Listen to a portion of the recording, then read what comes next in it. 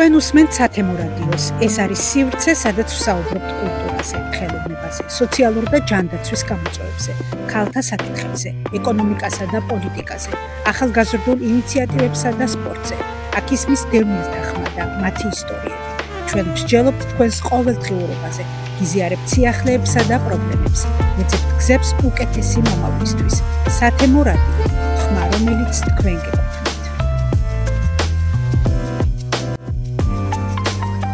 მოგესალმებით ძვირფასო რადიო მსმენელებო, ასევე მაყურებლებო, ვინც შემდეგ უკვე სოციალური ქსელით ჩვენს გადაცემებს უყურებს. დიახ, ეს არის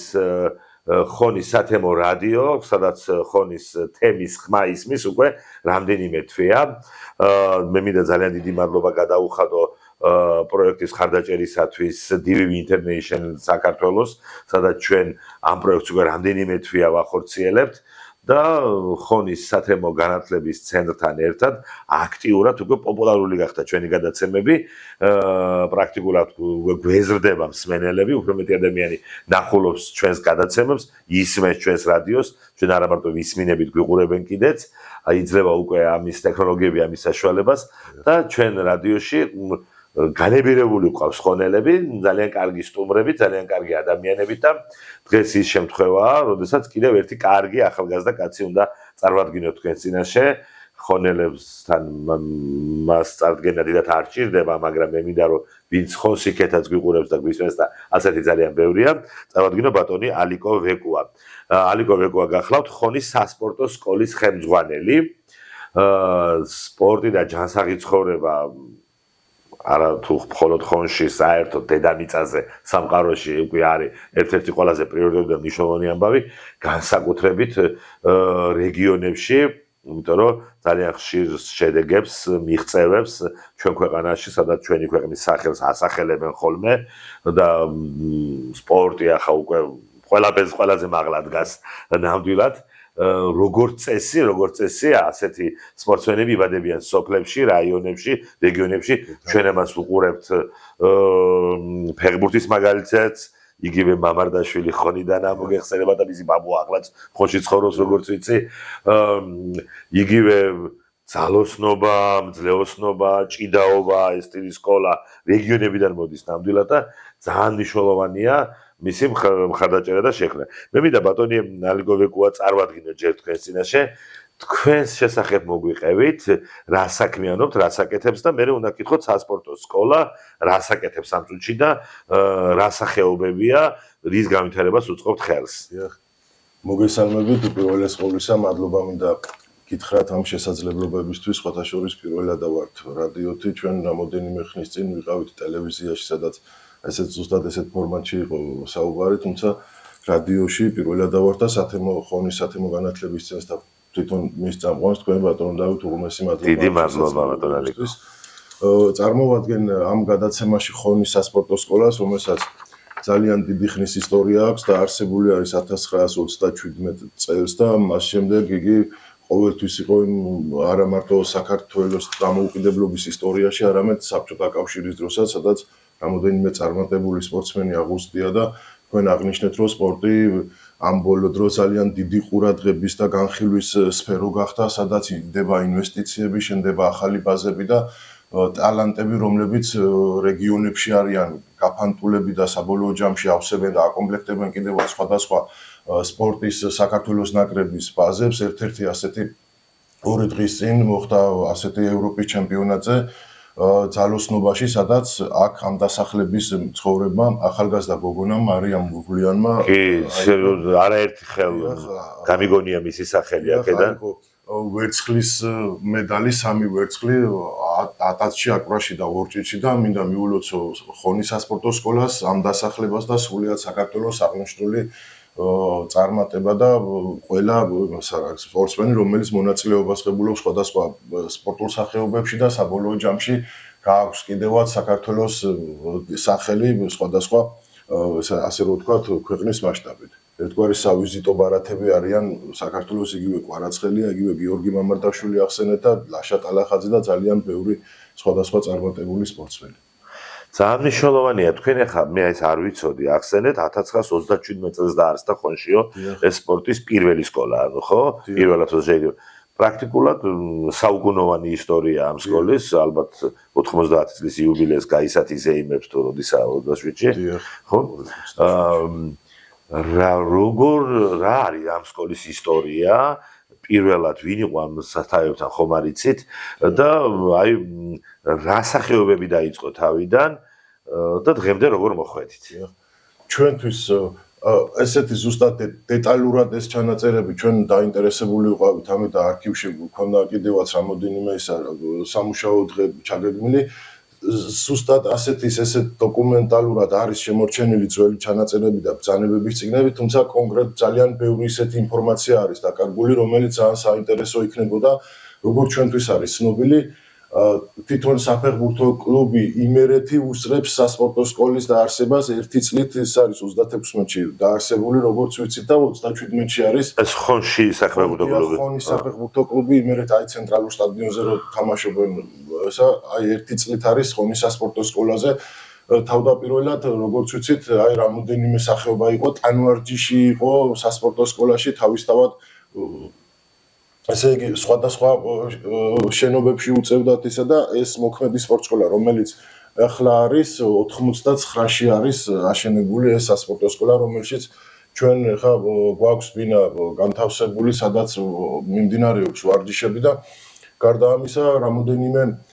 სოფელში არის ხოლმე ჩვენი წრეები, მაგალითად სოფელ ქუტირში არის ჩვენი ტაეკვანდოს წრე,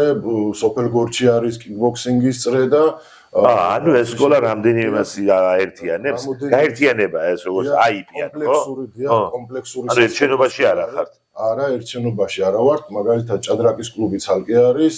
ძალოსნობის დარბაზი ცალკე არის და ეს ორი ის კიდევ კიკბოქსინგი და ტაეკვანდო სოფლებში არის, რომ ყველასთვის იყოს ხელმისაწვდომი ისეთი სოფლებისთვის, რომელიც რაიონულ ცენტრებს არიან მოცილებული. და ეს ყველაფერი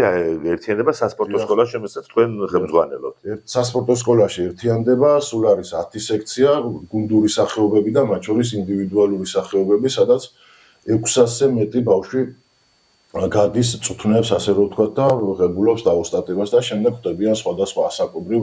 ნაკრებებში, სხვადასხვა გუნდებში, კლუბებში და აგრძელებენ კარიერას. ეს უფასოა ბავშვებისთვის სწავლება? სრულიად უფასოა? უფასო არის, მათ შორის ჩვენ უზრუნველყოფთ, ეს არის, რადგან IP არის ხონის მუნიციპალიტეტის მერიის მიერ დაფინანსებული მისი ბიუჯეტი და ჩვენ უზრუნველყოფთ ბავშვების არა მარტო უფასოდ სწავლას, არამედ მათ ტრანსპორტირებას, სასტუმროს ხარჯებს და კვების ხარჯებს, ოდესაც ისინი ტურნირებზე მიემგზავრებიან და სხვათა შორის არ შემიძლია არ ვახსენო ახალი წამოწყება, რომელიც ხონის მუნიციპალიტეტის მერის ლადო ჯურხაძის მიერ იყო ინიცირებული და მომავალ წელს ეს გასულ წელს წარმატებით განხორციელდა და დაინიშნა რობერტ შავლაყაძის სახელობის სტიპენდია წარმატებული სპორტსმენებისთვის, რომლებიც აიღებენ საერთაშორისო მედალს და მათ შორის საქართველოს პირველობაზე მიაღწევენ წარმატებას და რამოდენიმე ბავშვი უკვე ჩართულია ამ პროგრამაში, შარშან მიიღეს ეს ყოველთვიური სტიპენდიები და წლევანდელი ჩემპიონები მომავალი წლიდან გახდებიან და ეს ახალგაზრდა სპორტსმენებისთვის ძალიან მნიშვნელოვანი წახალისება და სტიმულია, რომ გააგრძელონ წარმატები თავიანთი მოღვაწეობა. ყველა ეს თქვენი რაც ჩამოთვალეთ სოფლებში თუ ქალაქში ეს შენობები მატერიალურ-ტექნიკური ბაზით ყველაფრით უზრუნველყოფილია, შენობები პასუხობს სტანდარტებს, გარემონტებულია თუ არის ბევრად კიდე? ნახეთ როგორ არის აქ არის ხოლმე ზოგადად პრობლემები, თუმცა მეტნაკლებად პასუხობს ამ სტანდარტებს, თუმცა წელს ხონის მუნიციპალიტეტის მერმა დაანონსა, რომ 2026 წელი იქნებოდა სპორტული ინფრასტრუქტურის განვითარების წელი და რამოდენიმე მსხვილი პროექტი კეთდება. ხონში გადაწყვეტილი არის ეს უკვე შეთანხმებულია მათ შორის და ამის პროექტებიც არსებობს, ახალი სასპორტო სკოლის მშენებლობა, ახალი ტექნიკური ბაზის, საფეხბურთო ბაზის მშენებლობა, სადაც სრულად იქნება აღჭურვილი ყველა იმ პირობით, რომელიც სჭირდებათ სპორტსმენებს განვითარებისთვის, ახალი რაგბის სტადიონი, ეს საქართველოს მასშტაბით ხორციელდება ეს პროექტები, რომ რაგბი განვითარდეს და აი ველოდებით ამ გაზაფხულს, სადაც უკვე დაიწყება ეს სამუშაოები, რომელიც სჭირდება სავარაუდოდ წლის ბოლომდე, ეს 2026 წლის ბოლომდე დასრულდება და სრულად განახლებული ბაზები ექნება ადგილობრივ სპორტსმენებს რომ ივარჯიშონ და შედეგებიც რა თქმა უნდა გაიზრდება ამასთან დაკავშირებით. ბატონო, თქვენ თქვით რომ 600-მდე მოზარდი ბავშვი მოსწავლე არის დაკავშირებული თქვენ სკოლასთან. ეს არის ბევრია თუ ცოტა, უბრალოდ არ მაქვს სტატისტიკა სამწუხაროდ წინა წლებთან შედარებით და ამ 600 ბავშვიდან ძალიან კარგია სპორტს რომ მისდევს 600 ბავშვი, მაგრამ რამდენად არის იმედის მომცემი თაობა, რამდენად არის ისეთი თუ იბადებიან ან არიან უკვე ისეთები, ვინც შეიძლება თელ ქვეყანას და საქართველოს გაუთქვას სახელი. თუ გავითვალისწინებთ იმას, რომ თვითონ მუნიციპალიტეტი არის მცირერიცხოვანი მოსახლეობით, ანუ არ არის დიდი მუნიციპალიტეტი, 600 მოსწავლე, რომელიც სხვადასხვა სექციაში არის განაწილებული, სრულიად ნორმალური ციფრი არის და მათ შორის ჩვენ 2 წლის წინ ყავდა მივაღწიეთ სარეკორდო ნიშნულს და ყავდა 9 ბავშვი საქართველოს სხვადასხვა სპორტის სახეობების ასაკობრივ ნაკრებებში, რამოდენიმე მათგანი წელსაც არის, ესა განსაკუთრებით ძალოსნები გამოირჩევიან ამით 4 ბავშვი არის საქართველოს ნაკრებში, მოჭი თავისუფალი ჭიდაობის ჯგუფებიდან არიან ნაკრებებში, ფეხბურთელი ყავს გოგონათა გუნდში, რომელიც ასევე 17 წლამდელთა ნაკრებში არის, ესა და ფრენბურთელი, რომელმაც გაიარა მომზადება საქართველოს ნაკრების გაფართოებულ შემადგენლობაში და ველოდებით მომდევნო გაგრძელებას, გამოძახებას ამაში. ასე რომ როგორც ასეთი არ ვართ სხვა რაიონებთან შედარებით, რამე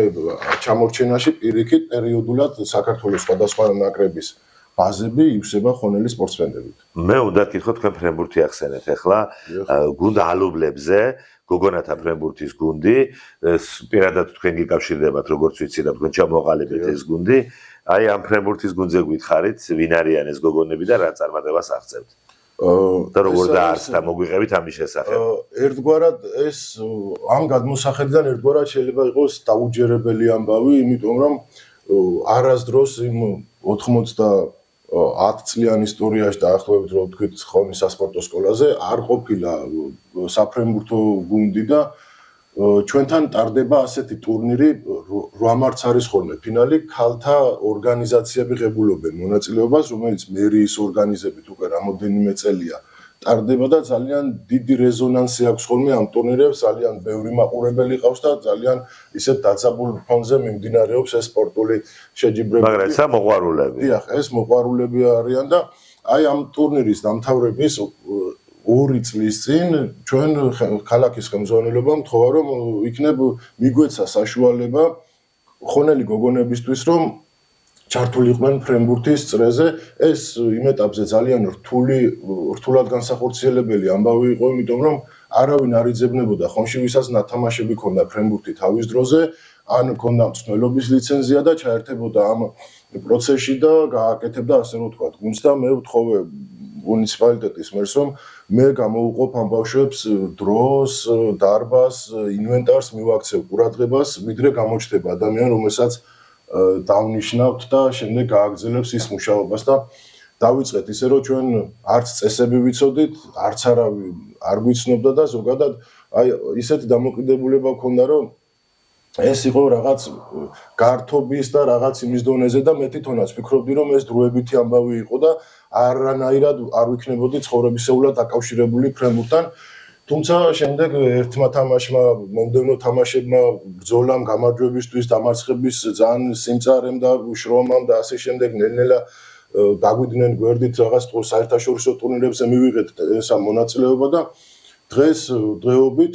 ძალიან საქართველოს მასშტაბით ძალიან ისეთ წარმატებებს მივაღწიეთ მაგალითად გუნდს რომელშიც 2011-12 წელს დაბადებული გოგონები არიან ჩარიცხულები ზედიზედ 25 თამაში აქვთ მოგება არიან საქართველოს ეროვნული ფრენბურთის ფედერაციის გათამაშების ასეთი ტურნირი არის თანამეგობრობის თასი სადაც 8 გუნდი მონაწილეობს პირველ ადგილზე ვართ ამ ეტაპზე და პირველი წრე სამტრედიაში სრულდება 16 ნოემბერს და სხვათა შორის ძალიან რთული და დაძაბული ტურნირია და აი ლიდერობენ ამ გათამაშებას ჩემი ერთი გოგონა ანასტასია ფუტკარაძე გახდა საქართველოს ჩემპიონი 2009 წლებში დაბადებულ გოგოებს შორის, ჯერ იმერეთის ნაკრების შემადგენლობაში მოხვდა, კლუბ ჯიკოს შემადგენლობაში და შემდეგ ამ კლუბთან ერთად მოიგო საქართველოს ჩემპიონატი, სადაც დაამარცხა ძალიან დაძაბულ ბრძოლაში ბათუმის გუნდი და ვისარგებლებს სხვათა შორის ბატონო დავით ამ შემთხვევაში და ჩვენ საოცარ ბათუმელ მასპინძლებს კარგატონ ხათუნას, რომელმაც მოგვცა მრავალგზის შესაძლებლობა, რომ საერთაშორისო ტურნირებზე ძალიან რთულია, როდესაც პირველ ნაბიჯებს დგამდა, ასეთ ტურნირებში მიიღო მონაწილეობა, თუმცა მათი მხარდაჭერით და ხელშეწყობით ჩვენ თანდათან გავიკვლიეთ გზა და ჩვენს მასპინძლებს ცაგერში, სამტრედიაში, ყველას, ვინც დაგვეხმარა, რომ ხონში ასეთი ყოფილიყო ასეთი წლი და ასეთი სექცია და ერთ-ერთი სავიზიტო ბარათი ხონის სასპორტო სკოლის არის ხოლმე ეს გუნდი, სადაც 30-მდე გოგონა არის დაკავებული და ეს არის ფაქტიურად მათი უბედნიერესი წუთები, სადაც ისინი ძალიან ხალისი და სიხარულით ატარებენ იმ რამოდენიმე საათს, რომელსაც ეს ჩვენი ვარჯიშებისთვის გვაძლევს ხოლმე საშუალება და ზოგადად რადგან ამ თემას და ფრენბურთს და გოგონებს შევეხეთ, ვფიქრობ, რომ გუნდზე უფრო მეტი არის ეს ჩვენი ერთობა, უფრო ოჯახი არის, რადგან ჩვენ დავთვალეთ შარშან სხვათა შორის ბატონო დავით და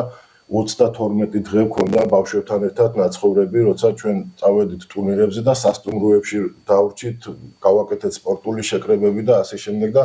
ამდენ ბავშვთან ერთად ძალიან საპასუხისმგებლოსთან ერთად ძალიან საინტერესოა, როცა ხედავ, რომ როგორ ჭამენ ერთად, როგორ იღვიძებენ, როგორ ვარჯიშობენ. ანუ ერთ ოჯახად იქცა გუნდი. საერთაშორისო რას გულისხმობთ? ანუ საერთოდ ცხონდათ თამაში? ბათუმში ჩატარდა საერთაშორისო ტურნირი, სადაც ლატვიელები, აზერბაიჯანელები, სომხები და ირანელები იყვნენ ჩამოსული და სხვათა შორის მეოთხედფინალში ჩვენ შარშანდელ ტურნირზე ბაქოსთან დავმარცხდით და ძალიან გული დავსდა ცოტა ისეთ დაცაბულ ბრძოლაში და თან გვინდოდა რომ ესეთი ის პირველად ქონოდა ისტორიაში რომ ხონელებმა მოუგეს ბაქოს, თუმცა იმ წელს არ გამოგვივიდა წელს, ნახოთ რა იქნება და ვემზადებით. და წელს სატარდება. ეს ყოველ წელს ტარდება ბათუმში, მათ შორის ქვიშის ფრენბურთიც ტარდება ბათუმში, საერთაშორისო ფესტივალი, სადაც ჩამოდიან სხვადასხვა ევროპული ქვეყნების წყვილები და კლასიკური ფრენბურთის ფესტივალიც ასევე ბათუმში ტარდება, სადაც იქ გამარჯვება რაიმე საგზურს გაძლევთ საერთაშორისო ემაზე? ეს საგზურს არ გვაძლევს, მაგრამ ეს არის ძალიან დიდი გამოცდილება გუნდისთვის, რომ აი შენ თანატოლებს, ლიტველებს, ლატვიელებს და ასე შემდეგ, მათ შორის ირანელებს და ბევრ სხვადასხვა წარმომადგენელს ეჯიბრები და ფაქტიურად შენ ღებულობ მონაწილეობა ძალიან დიდ საერთაშორისო ტურნირში, მით უმეტეს მნიშვნელოვანია, რომ ახალი დაწყებული გაქვს ეს საქმე და პატარა რაიონია და ბავშვებსაც არ აქვთ ხოლმე იმხელა გამოცდილება, რომ ხშირად მიიღონ ასეთ ტურნირებში მონაწილეობა. რამდენი წევრისგან შედგება ალუბლები? ალუბლებში ამ წუთას ირიცხება, ვინც მონაწილეობენ აი ამ შეჯიბრებებზე 21 ბავშვი. და ეს 21-ვე გაყვება ამ სპორტს თუ ჰობი იქნება? აი თვითონ საუბრებში 21-დან დიდ უმრავლესობას უნდა რომ ფრენბურთელი გამოვიდეს, თუმცა აი მე ასაკთან ერთად, რა თქმა უნდა, სწავლის პროცესი ერთვება, სტუდენტობა ერთვება და თავისთავად ვერ მოხერხდება ისე რომ 21-ვე გამოვიდეს ფრენბურთელი, მაგრამ დარწმუნებული ვარ, რომ მთელი ცხოვრების ბოლომდე ფრენბურთი მათ ცხოვრებაში იქნება დღესასწაული, რომელიც სულ მათ გვერდით იქნება, მათ შორის მაშინ, როდესაც სტუდენტები იქნებიან, როდესაც დაოჯახდებიან და ეყოლებათ შვილები და ასე შემდეგ. ხომ არა, სხვათაობა წამოვა, ეს საქმე იმედია არ იქნება შუაგზაზე მიტოვებული თავისთავად და სხვათაობა წამოვა და ვინ იცის რა წარმატებას მიაღწიოთ სხვადასხვა დროს. კი ბატონო. ბატონო, ჩვენ ძალიან ბევრი ვისაუბრეთ ამ თქვენი სამსახურის შესახებ, თუმცა ჩვენს რადიო მსმენელებს რახან ამის ფორმატი იძლევა, რომ მთელი თითქმის ნახევარი საათი გვაქვთ, რომ რაც იმას ნიშნავს, რომ ბევრი რამის მოსწრება შეიძლება, ჟურნალისტებმა იციან, რომ 2 და 3 წუთი რადიოშიც უკვე ბევრს ნიშნავს, ნახევარი საათი მეტად დიდი ბუბუნება, ბევრი რამეზე შეიძლება ვისაუბროთ. გვიაბეთ თქვენ შესახებაც სადაიბადეთ, როგორი ბავშვობა გქონდათ, როგორ მოხვედით დღემდე, რა გაიარეთ თქვენი ბიოგრაფიის შესახებ თუ შეიძლება. თქვენ ოჯახზე, ვინ არიან თქვენი ოჯახის წევრები? სიამოვნებით, დავიბადე 1985 წელს ხონში. სწავლობდი თავდაპირველად შევედით პირველ საჯარო სკოლაში, თუმცა შემდეგ გადავედით 3 კლასის შემდეგ ასეთი სასწავლებელი იყო ივანე შარაშიძის სახელობის გიმნაზია, სადაც დავამთავრეთ ეს გიმნაზია ჩვენ ძმებმა ძმაური წლით უფროსია და ერთად ვსწავლობდით. დამთავრების შემდეგ საქართველოს ტექნიკურ უნივერსიტეტში გავაგრძელეთ სწავლა, დავამთავრე ასეთი ჰუმანიტარული ტექნიკური ფაკულტეტის სპეციალობით საინფორმაციო ტექნოლოგიები იურისპრუდენციაში. 2012 წლის შემდეგ ხელმძღვანელობდი იურიდიულ და სამანდატო კომისიას, 2 მოწვევა ვიყავი ამის ხელმძღვანელი და ამ 2 მოწვევის შემდეგ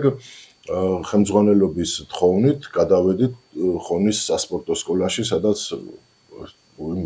წლებიდან დღემდე ვარ ამ სპორტ სკოლის დირექტორი. ძალიან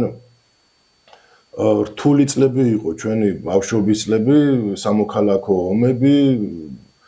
რა ვიცი, ძალიან ბევრი კრიზისი, ფინანსური კრიზისიც, უმუშევრობაც, რა ვიცი, ხონში განსაკუთრებით იყო ეს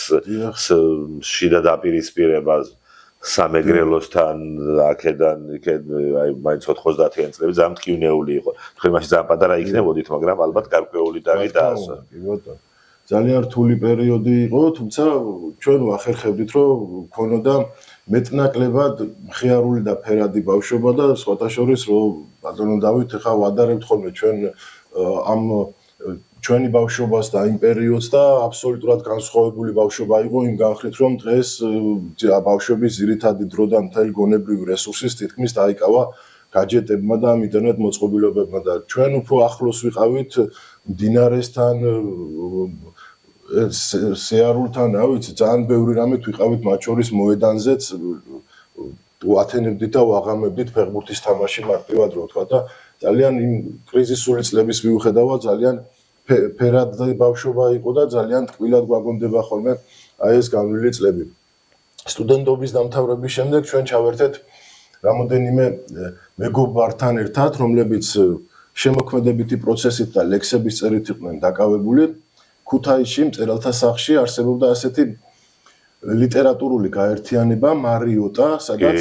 გამოცდილი აი ძალიან ესეთი საოცარი ადამიანები იყვნენ ხოლმე აქ და მათთან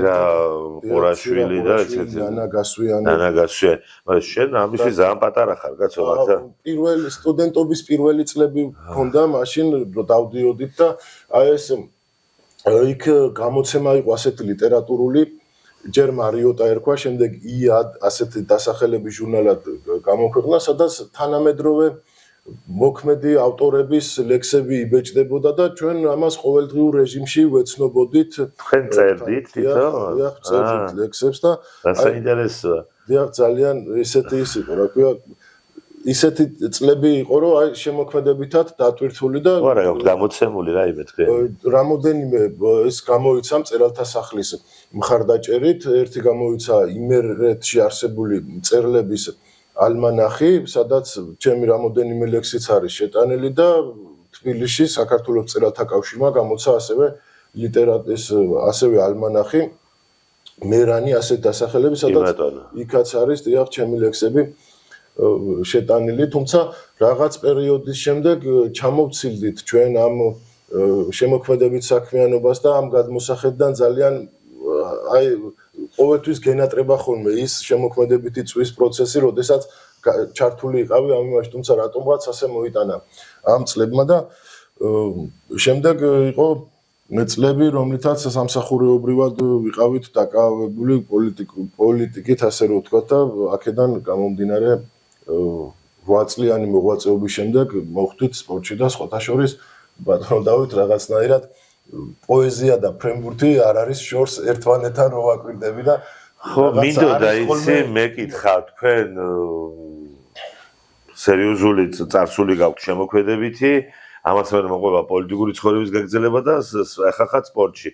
ანუ მე თავიდან რო მითხრეს რომ სპორტ სკოლის ხელმძღვანელთან უნდა ჩავწერო ინტერვიუ მეგონეთ სპორტსმენი რომელიმე დარგის ანუ როგორც ასეთი ახლა კუჩაში ფეხბურთი ყველას გითამაშია სერიოზული სპორტი თქვენ არ გითამაშიათ როგორც მივხვდი ხო ისე სპორტი რამ განაპირობა ეს სიყვარული და ეს იმიტომ რომ თუ არ გიყვარს ეს საქმე ისე ვერ გააკეთებ. სპორტი როგორც ასეთი სერიოზული სპორტი პროფესიონალურ დონეზე გარდა იმისა რომ აი ბავშვობაში რასაც ვერთობოდით ხოლმე თუმცა ძალიან წდება გული რომ თავის დროზე არ ვიარე ჭადრაკის სექციაზე რადგან ძალიან მიყვარს ეს თამაში და ახლაც მოყვარულთა ტურნირებში სიამოვნებით ვღებულობ ხოლმე მონაწილეობას ესეთი ძალიან საინტერესო ეს არის ეს სპორტი თითქმის ხელოვნებასთან მისული. რაც შეეხება ამ სიყვარულს აი ამბავი რომელიც ჩვენ მოვყევით და ვთქვით ამ ფრენბურთის გუნდთან დაკავშირებით ეს წარმატება ვფიქრობ რომ უკავშირდება უპირველეს ყოვლისა იმ საოცარ თაობას ბავშვების რომლებიც მოვიდნენ და შეიკრიბნენ და ძალიან დიდ შრომას დებენ ამ ამბავში რომ იყვნენ წარმატებულები და გარდა ამისა აქ დიდ როლს თამაშობს ხასიათი მათ შორის მწვრთნელისაც რომ თუ გაგიუბრალო და მოგება და წაგება თუ კი დამარცხებული თამაშის შემდეგ სულ ერთია თქვენთვის მოიგეთ წააგეთ და ამაზე გული არ დაგწდა და რამის გამოსწორებას არ შეეცადეთ მაშინ არაფერი აქ არ იქნება რადგან სპორტია და ბრძოლაა და არეგუები დამარცხებას ცდილობ რომ უფრო მეტი შრომა ჩადო უფრო მეტი იმუშაო და ჩვენ კვირაში ვატარებთ ამ ჯგუფთან 5 ვარჯიში გვაქვს 2 საათიანი და სადაც ვხვეწავთ კომპონენტებს და ყოველდღიურ რეჟიმში ჩვენ ვეცნობით მათ შორის YouTube-ის საშუალებით რამოდენიმე საქართველოს ნაკრების მწვრთნელი ყავდა ჩამოყვანილი დასაწყისში და იქ ვეცნობოდით მეთოდიკას როგორ უნდა ჩატარებულიყო ეს ყველაფერი და გარდა ამისა ბატონ დავით უპირველესი და ამოსავალი წერტილი აქ არის თვითონ საქმის და ბავშვების სიყვარული გამორიცხულია რომ რამე ფულადი დაინტერესებისთვის რომ შედეგზე გახვიდე და აი თუ არ გიყვარს საქმე ვერაფერს ვერ შეძლებ იქ ვარჯიშის შესვლა სადაც ამდენი ბავშვი არის ხოლმე არის ძალიან დიდი ბედნიერება და დღესასწაული რომ ამდენ საოცარ ბავშვთან გაქვს ურთიერთობა შენ მათ უკვე წლები აიცნობ პატარები იყვნენ როდესაც ჩვენ ესენი ვნახეთ მათთან ერთად გავიზარდეთ და ყველას ატყობ რომ აი რაღაც დღეს იმ ბავშვს პრობლემა აქვს რაღაც ის რა ქვია და აი როგორც ერთი ოჯახი ისე ვაგრძელებთ ხოლმე ამ იმას და გარდა ამისა ასეთი ის მახსენდება ყველასათვის ცნობილი ძალიან კარგი ნაწარმოები თამაში ჭვავის ხანაში სადაც თავარი სელინჯერის სადაც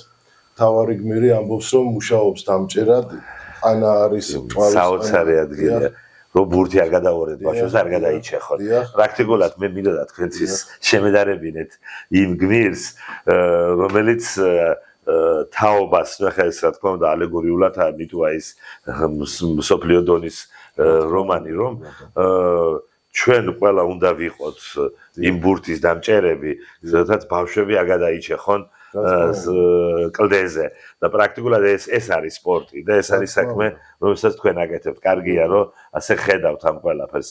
ბატონ ალიკო ძალიან დიდი მადლობა სტუდიაში მოძებნებისათვის ჩვენთვის გაკუთვნილი დრო პრაქტიკულად ამოიწურა მე მინდა ძალიან დიდი მადლობა გადაგიხადოთ რომ მოხვედით და გადაგიხადოთ იმ საქმისთვის იმიტომ რომ თქვენ ბევრი ისეთი საქმე გაქვთ ახალგაზრდა კაცი ხართ ბევრ რამე შეიძლება მოგესინჯათ ბედი მაგრამ თქვენ დაუკავშირეთ საქმე არა მარტო სპორტის ხელმძღვანელობას არამედ საქმის კეთებასაც იგივე რასაც ალუბლებში აკეთებთ და მინდა წარმატებები გისურვოთ და ბევრი დიდი სპორტსმენი გაზარდოს ხო რომელიც დაკავშირებული იქნება თქვენთან და ამითი ჩვენც ვიზეიმოთ ჩვენთვისაც დიდი სიკეთე იყოს და საკუთარი თავისსაც რა თქმა უნდა მე მინდა ჩვენს მსმენელებს შევახსენოთ ხონის სასპორტო სკოლის ხელმძღვანელი დირექტორი ბატონი ალიკო ვეკუა იყო ჩვენი გადაცემის სტუმარი და ჩვენს ვთქვათ ერთი კვირით დაგემშვიდობებით სადაც ასევე არანაკლებ საინტერესო ადამიანს წარმოადგენთ თქვენს წინაშე